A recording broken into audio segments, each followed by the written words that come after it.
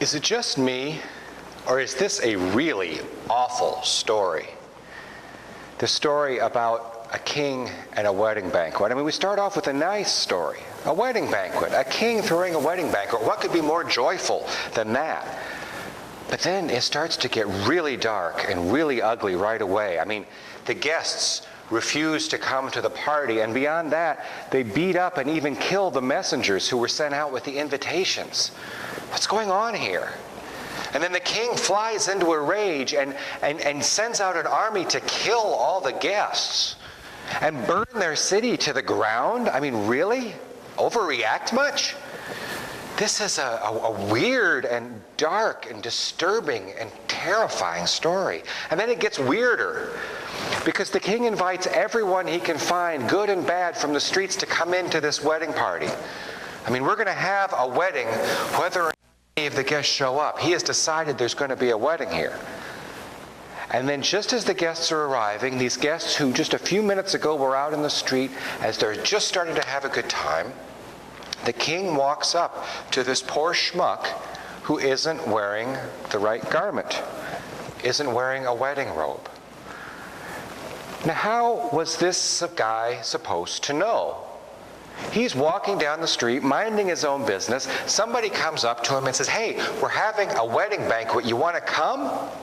Was he supposed to have a wedding garment in his backpack?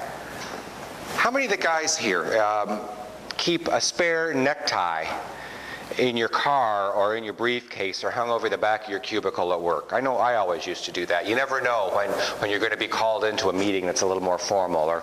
Or women here, how many of you keep an extra pair of nylons or a pair of dressier heels in a desk drawer just in case you've got to go to something that's sort of taken up? That makes sense. I can understand that. But to carry like the equivalent of a tuxedo around as you're walking around downtown just on the off chance that somebody is going to invite you to a wedding, I mean, it doesn't make any sense. And this poor guy, when he can't answer, when the king challenges him about the garment he's wearing and he can't answer, the king binds him and throws him out of the banquet. And not just out of the party. He doesn't just miss the party. There's this scary stuff about being cast into outer darkness where there is wailing and gnashing of teeth. Doesn't this seem a bit over the top? Doesn't this seem a little bit exaggerated, a little bit extreme? I mean, it's especially extreme when you compare the same story side by side with the way it's told in the Gospel of Luke. Very often, the Gospels will have Jesus tell the same parables, but tell them slightly differently. And when you look in the Gospel according to Luke, this parable is told in an entirely different setting. It's early in Jesus' ministry. He's at a dinner party at a Pharisee's house, and they're having a conversation basically about dinner party etiquette. And Jesus has told folks, you know, when you're invited to a party, you should sit at the low seat so that your host can invite you to come up higher. And when you throw a party, you should invite poor people and the lame and the blind and people who can't pay you back, because then your reward will be in heaven. And oh, by the way, here's an interesting story about a man who threw a dinner party. It's in that context. It's in a kind of a non-threatening context like that. In Matthew, of course, we know from the last couple of weeks that this is a very high-tension context where Matthew has Jesus telling this parable. Jesus has entered Jerusalem, the city where he's going to die. He's come in procession. He has come into the temple and overturned the tables of the money changers. He has challenged the authorities. The authorities have challenged him. This is a point where the tension is already ratcheted up pretty high. And Jesus is telling this story about the banquet. And whereas in Luke, it's the story about a man gave a banquet, a man gave a dinner party. In Matthew, it's already a king giving a wedding party for his son. It's already pumped up a level. There's already a higher stakes in this story. Because, I mean, a wedding party for a king, that's a state occasion. How many remember just a few months ago at the royal wedding with Prince William and Kate Middleton, the diplomatic uproar when the Syrian ambassador had to be uninvited from the wedding because of a flap between England and Syria.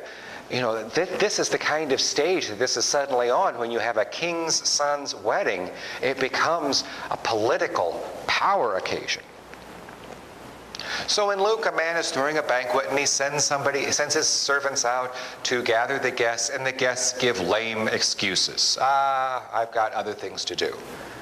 In Matthew, the same thing happens. The slaves go out, the guests give lame excuses, but then the guests beat up and kill the people with the invitations, the servants. What's that about? Why does it need to be so intense? In Luke, the host becomes angry, understandably, that his invitation has been rejected. In Matthew, the king becomes angry and sends the army out to kill the guests, to destroy them, and to destroy their city. In Luke, the host sends his slaves back out into the city to invite the poor and the crippled and the lame and the blind and everyone they find in the streets and hedgerows. In Matthew, the king does the same thing, sending his slaves out to gather up everyone they find, good and bad, and invite them in. So far about the same. But then in Luke, the big punchline is when the host says, "Those guests who rejected my invitation will not get to taste one bite of this food." That'll teach them.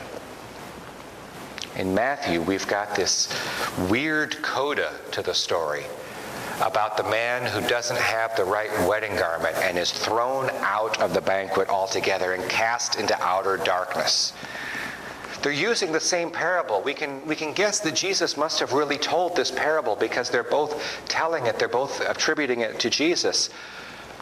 But what a difference the context makes. Matthew, this is the point of high tension. Every point of the story is heightened and exaggerated and tense and uncomfortable.